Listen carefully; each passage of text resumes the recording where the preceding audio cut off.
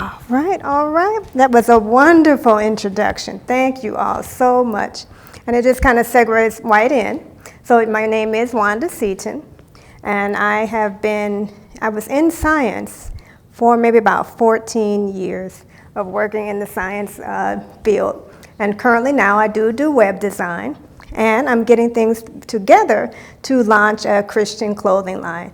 And I've been kind of building with that, working with different designers, getting things manufactured, even in this current time we have now with the supply chain issues and things like that. But we're still, as Sun just said, we're going now, we're going forward, we're going into things. So like I said, I worked in biotech for about 14 years, and I hold 2 patents. And really the reason for science is when I was a child, I was really into creativity, did a lot of writing, reading all the time, put on plays, so my parents just knew, okay, this kid, she's going to be an actor. She's going to be a published author. But I heard about starving artists. And I'm like, that just didn't sound too good. I'm like, I don't want to starve. You know, I was from Chicago. It's cold. But I don't want to be outside freezing. No. So I said, okay, let me go into science because it's safe. Let me do science. I liked chemistry. I liked the fact that it explained what was happening around the world, just natural things. I said, yeah, I'm going to do science. And then I got to the idea, so, well, you know, doctors make a lot of money. And if I can do science, I can be a doctor. I can make a lot of money. It's going to be safe.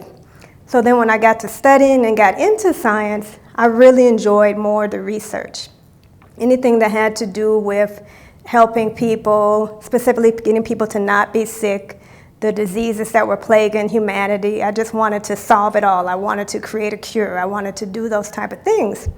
And I was fortunate, I was blessed. I was actually able to do that. I was able to get a nice career going in research and putting out things. We have products that are out on the market now from some of the research that I did because I had took the safe route. But then the safe route, all of a sudden it was not safe. And that happens to us a lot. If you think about how the economy goes, it ebbs and flows. And we've had many things, you know, we had the dot-com bubble. There was the 2001 after we had 9/11. And when we had those troubles, then the economy kind of went down. And the economy also took a nosedive in 2008, which was like the Great Recession.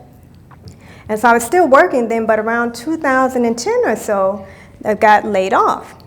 And then that's when the so-called safe option was no longer safe. But I said, oh, I got skills, I've got experience, I've been working. You know, I'll be able to find a job. But, you know, it's not happening. I had colleagues I work with, they applied for like 150 jobs.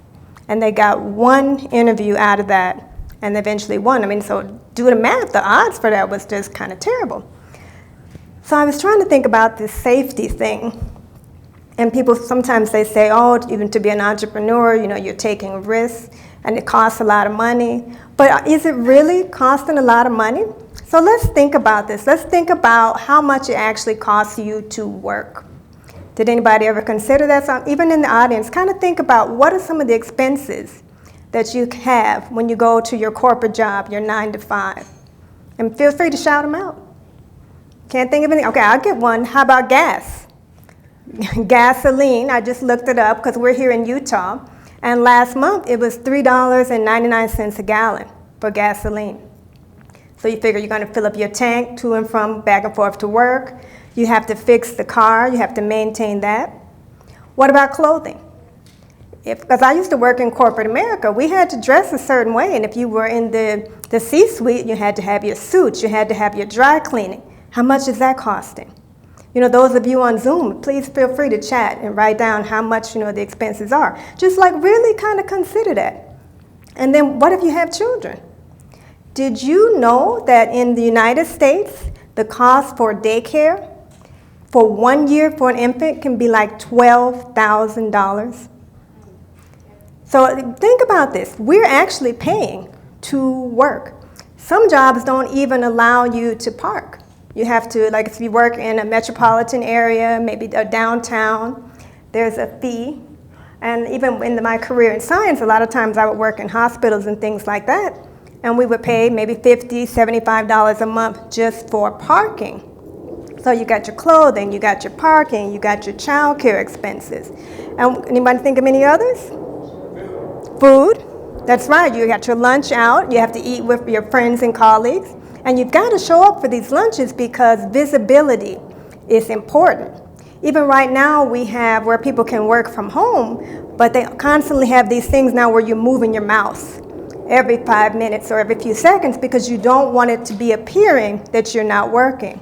You don't want it to appear that you're not important, that you're not doing your task, doing your work, so you're going to lunch. Or even out to drinks afterwards, right? And how much is that costing? And what if you travel? So I had my job at the time, we used to go on business trips all the time. Now sure, the company they paid for the hotel and they paid for some of the food, but you still had to get your clothes, you had your other things to get together. There was expenses all tied to that. And I say all that to say, is that let's go back to that Great Recession, the time when it was so tough to find a job, people couldn't even find work at McDonald's or things like that. And what they ended up doing, well, I started doing entrepreneurship, but a lot of times you would talk to people because the morale in the country was so low. And they would say, oh, I can't find work. So, okay, well, why don't you make some work? Seth Godin, he is an entrepreneur that does a lot of writing, and he always says, choose yourself. Pick you. Just like this meeting, we've got the why not me? Why not me? Why not you? Why not now? And a lot of people would say, oh, I can't afford it.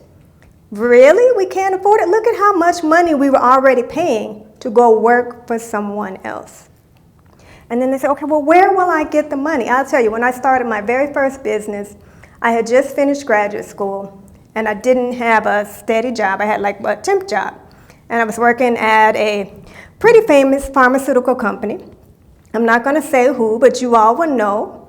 They were one of the people that made the COVID vaccines. So I was working over there with them, and it was a so-so job, but it was like temporary, because what they would do is they would hire temps for maybe about 3 years, then kick them out and get some fresh people in. So there was no benefits and things like that. So it was kind of a shaky job or what have you, a temporary job. So when I got another job, I told my neighbor, I said, I got a permanent job.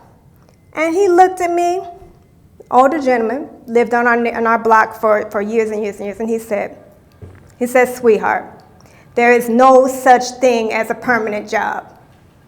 And it's the truth. He was not lying to me. He was telling me the absolute truth, is that there isn't. And it's not safe. We think that we're playing it safe when we're playing it small, but we're not. It's not safe, and we're not doing that, because everyone has gifts, talents, and abilities. And there's a plan for everyone. We talk about these things that we have a plan. Like I told you my plan. I was going to school, I was going to study science because it was safe, and I was going to be in that field. But my plan, it worked for a while, but there was another plan for me. The plan for entrepreneurship, the plan for being a business owner.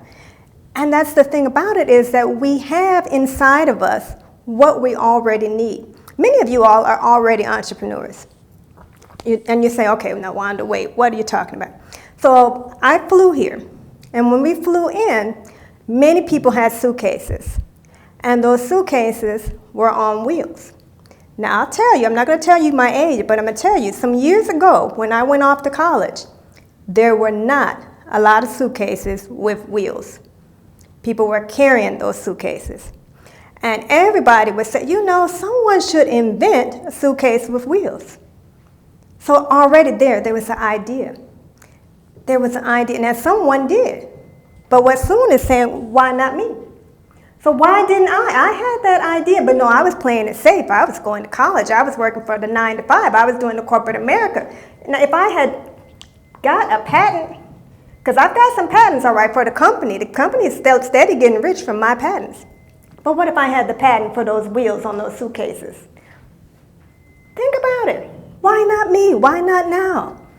We already have inside of us, because all you need is an idea. And then you work on that idea. And you talk to people, because I'm not going to say I'm against formal training or formal education or anything like that. But it may not be the path for everyone. And you can learn, just like as we're at this event right now, talking to people, finding out, doing those type of things. So formal or informal education. If you're going to be designing wheels, okay, you need to learn about wheels. And you follow that path at where it takes you. And as you go along, even, because I'm an inventor, right? Like I said, I have those patents. And a lot of times the ideas and the inventions came about as we were working on something else. The idea would then come for something else. And then we would go to that. And that's the same thing. Once you start working on one idea, more ideas will come. And you just march along with it. We already have what we need. And just like I said, when I started my first business, I was in between. And it was just makeup, selling cosmetics, direct sales. And I didn't have really any money. So what I would do is I would do what's called bootstrapping. So I would sell some products, and then from what I sold, I would put some money back in my gas tank, because that type of job I was driving all around the city. And then I would buy some more inventory, and then sell that, and so on, and so on. So even though I didn't have any money, we had a way to find money. And nowadays, we have so much more. You can sell things on Etsy. You can sell things on eBay, Mercari. There are just so many different ways. You just look around your house. Okay, these DVDs, nobody's using them anymore. Let me sell this. You can raise money. Later on in this conference, we're going to hear from Sun Yong, who is going to tell us about another way that we can raise some capital. Now, there's also formal venture capital and things like that, but that's another way. For one of the businesses that I started with some friends back during the recession. We started a business co-op, and for that, we actually got a grant, and it was from a church. I never knew churches gave out grants for people to do business, but they did. So what I'm just saying is think, and it's so cliche to say think outside the box, but I'm not going to say that. I'm going to say think and look within you, because you already have what you need. You have ideas. You do have the money, because we already established that it costs us a lot of money to work. And you already have, you can bootstrap, sell a little, advance a little. We have different ways. We have creativity. We talk to different friends and family. So it's why not you? Why not me? And your time is now. Thank you very much.